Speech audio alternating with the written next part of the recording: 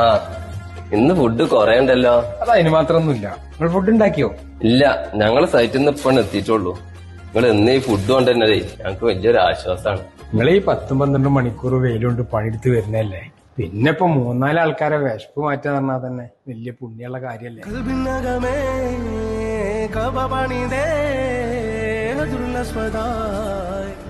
എടാ ഇന്നും അയാള് ഫുഡ് കൊടുത്തിട്ടുണ്ട്.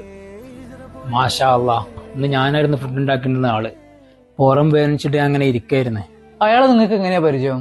ഞാൻ സൈറ്റിക്ക് പോകുമ്പോ ഒരു ദിവസം അവിടെ കടയിൽ കുബൂസ് വാങ്ങിയിരുന്നു. അപ്പൊ എന്റെ അടുത്ത് വന്ന അയാള് വർത്താനൊക്കെ ചോദിച്ചറിഞ്ഞു. അപ്പൊ ഞാൻ പറഞ്ഞു, ഞങ്ങളൊക്കെ കൺസ്ട്രക്ഷൻ സൈറ്റിൽ ജോലി ചെയ്യുന്നവരാണ്, രാത്രി വന്നിട്ട് വേണം ഫുഡ് ഉണ്ടാക്കാൻ.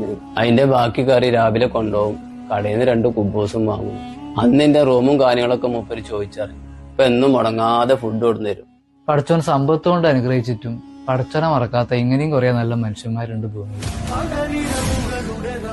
കഴിച്ചു കഴിഞ്ഞോ?